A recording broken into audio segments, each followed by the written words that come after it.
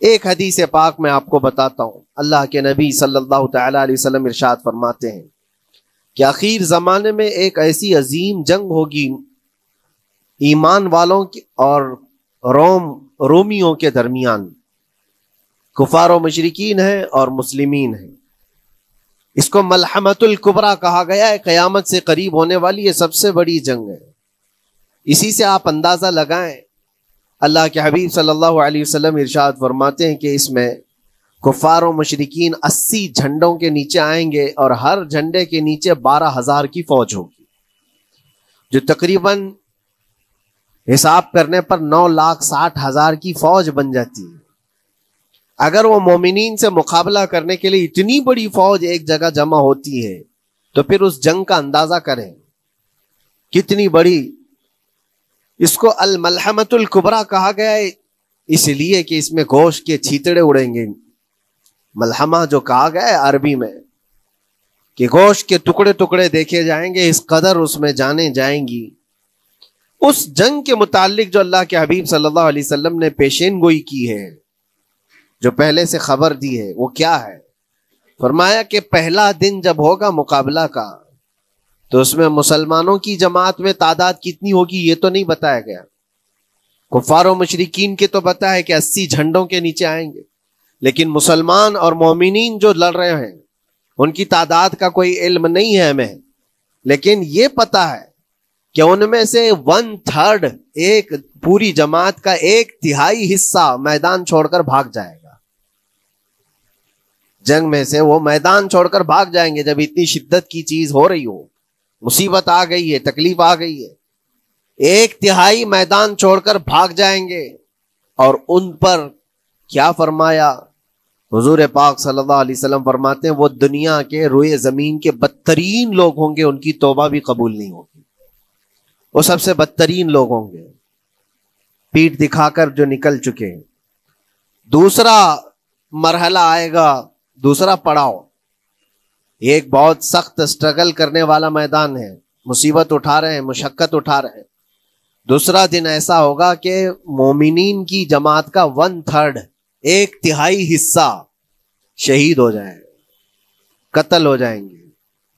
سوچو یہ بہت بڑی بات ہے۔ یہ دونوں چیزوں پر میں آج آپ سے گفتگو کرنا چاہتا ہوں۔ 1/3 حصہ میدان چھوڑ کر بھاگ جا رہا ہے اور 1/3 حصہ قتل ہو گیا، شہید ہو گئے۔ بچے کتنے ہیں؟ 1/3۔ لاسٹ میں 1/3 حصہ بچا ہے، یعنی ایک میں اگر 3 پارٹ کریں تو 2 پارٹ تو ختم ہو گئے، 1 پارٹ بچا ہے۔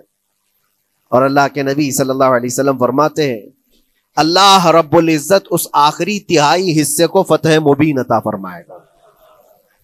فتح تو ہے ان کی، فتح ہوگی ان کی، لیکن جو حصہ بچا ہوگا وہ آخر کا 1/3 حصہ ہوگا۔ اب اس پر مجھے عرض یہ کرنا ہے، مومنوں کو اگر فتح دیکھنا ہے، اللہ کی نصرت اور مدد دیکھنی ہے تو یہ 2 چیزیں تو برداشت کرنی پڑیں گی۔ کون سی؟ پہلی چیز اپنوں کا چھوڑ کر بھاگ جانا، اور دوسرا اپنوں کا اپنے سامنے مر جانا۔ یہ دونوں چیزیں ہمیں دیکھنا پڑے گا۔ بہت سارے ایسے ہوں گے جو چھوڑ کر جا چکے ہوں گے، دامن چھڑا رہے ہوں گے، بھاگ چکے ہوں گے، اور کچھ وہ ہوں گے جو لڑتے لڑتے اپنی جان دے چکے ہوں گے۔ یہ دونوں بھی بہت سخت مسئلے ہیں میرے عزیزوں، انسان کو یہ پگھلا دیتی ہیں چیزیں۔ اگر آپ کو ایسا لگے کہ میرے اپنے جاننے والے لوگوں میں سے کچھ لوگ مجھے چھوڑ کر بھاگ جا رہے ہیں تو یہی انسان ٹوٹ جاتا ہے، اس کے دل کی کیفیت بدلنے لگ جاتی ہے، وہ پھر مایوسی کا شکار ہونے لگتا ہے۔ میری جماعت میں 100 لوگ تھے، 90 تو بھاگ رہے ہیں، 10 کیا کریں گے؟ اس کا اندر سے جو عزم تھا، حوصلہ تھا، وہ ڈاواں ڈول ہونے لگ جاتا ہے۔ اپنوں کا چھوڑنا یہ بہت بڑی آزمائش ہوتی ہے، وہ کسی بھی میدان میں آپ دیکھ لیں، کسی بھی میدان میں اپنے لوگ اگر چھوڑ دیتے ہیں تو یہ اس کے لیے آزمائش ہے بہت بڑی۔ اور دوسری آزمائش تو یہ ہے، بچے آدھے تھے اس میں سے تو آدھے انتقال کر گئے۔ کبھی میرا عزیز دوست، کبھی میرا عزیز مشورہ دینے والا مشیر، کبھی بہت زیادہ مجھے سپورٹ کرنے والا، ایسے لوگ جب انتقال کرنے لگ جائیں تب پھر آدمی پھر ٹوٹ جاتا ہے۔ کچھ تو بھاگ گئے اور کچھ تو قتل ہو گئے، میں کیا کروں گا؟ میرے عزیزوں جو آخر میں بچنے والے لوگ جو ہوتے ہیں نا وہ معمولی نہیں ہیں، وہ اللہ کی ذات پر سب سے زیادہ توکل کرنے والے لوگ ہیں. ان کو کوئی چیز ہٹا نہیں سکتی. اپنوں کی بے وفائی بھی ان کے قدموں میں لرزہ نہیں لاتی، اور اپنوں کا انتقال ہو جانا بھی ان کے حوصلوں کو نہیں توڑتا. تبھی جا کر کے اللہ تعالیٰ انہیں فتح مبین عطا فرماتا ہے. اور یہ چیز ملحمت الکبریٰ میں دیکھی جانے والی تھی جو قیامت کے قریب ہونے والی جنگ ہے. لیکن میرے عزیزوں آج ہم نے اپنی آنکھوں سے یہ مشاہدہ کیا ہے غزہ کی سرزمین پر، فلسطین میں 15 مہینے کے بعد آج صہیونی حکومتیں اور یہودی غاصب حکومتیں صلح کرنے پر اور ایگریمنٹ کرنے پر مجبور ہو گئی. دنیا ان کے منہ پر تھوک رہی ہے. تم 50,000 سے زیادہ لوگوں کو قتل کر کے صرف 200 لوگوں کو چھڑانے کے لیے آج بھی فتح کا جشن منا نہیں پا رہے ہو، بلکہ پھر جھک کر کے ان کے ساتھ معاہدہ ایگریمنٹ کرنے پر مجبور ہو. یہ فتح ان بچوں کی نہیں ہے تو اور کیا ہے، ان مظلوموں کی نہیں ہے تو اور کیا ہے، جن کے پاس کھانے کو روٹی نہیں ہے اور پہننے کو کپڑے تک نہیں رہ گئے، ان کے علاج معالجے کے لیے دوائیاں نہیں رہ گئی، لیکن عزم اور حوصلہ ایسا ہے کہ اللہ ابھی ہمارے ساتھ. میرے عزیزوں ان کے توکل اور ان کے عزم کے متعلق یہ صرف اور صرف اخبار کی باتیں نہیں ہیں، سوشل میڈیا کی باتیں نہیں ہیں. مخبر صادق رسول کریم صلی اللہ علیہ وسلم نے 1400 سال پہلے ہی بشارت دی تھی.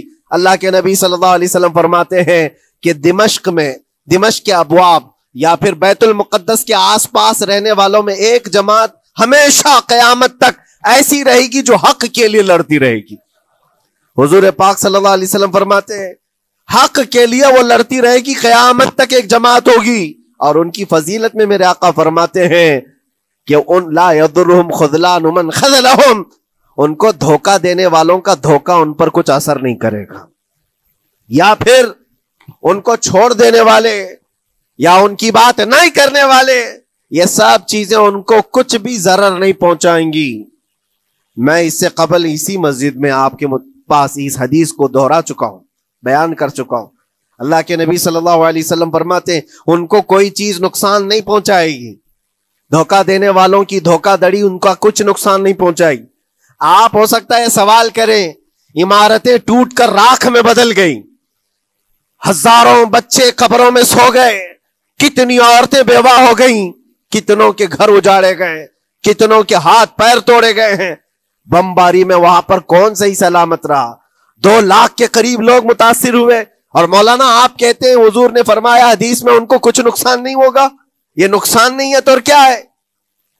ہو سکتا ہے آپ کے ذہن میں یہ سوال گردش کر رہا ہو، آپ بار بار یہ سوچ رہے ہوں گے اللہ کے نبی نے فرمایا ان کو کوئی چیز نقصان نہیں دے گی، دھوکہ دینے والوں کی دھوکہ دڑی سے ان کا کچھ بگڑے گا نہیں. اتنا تو بگڑ چکا پورا راکھ میں بدل گئے، علاج کرانے کے لیے دوائی تک نہیں ہے، تو پھر کیا؟ اللہ کے نبی نے کیا فرمایا کہ ان کو نقصان نہیں پہنچے گا، ان کو ضرر نہیں ہوگا. پھر یہ ساری تکلیفیں اور یہ ضرر کیا ہے؟ میں بتاتا ہوں میرے عزیزوں، جسم کا نقصان، جان کا نقصان، مال کا نقصان، جائیداد کا نقصان، یہ اللہ کے نبی نے نہیں فرمایا. یہ نقصانات مومن کے لیے کوئی معنی نہیں رکھتے. اگر ایمان سلامت ہے تو پوری کائنات سلامت ہے، اور یہ اللہ تبارک و تعالیٰ نے آج تک ان کے ساتھ رکھا ہے. ان کا ایمان محفوظ ہے، ایمان موجود ہے، جس کی وجہ سے یہ سارے نقصانات کچھ معنی نہیں رکھتے.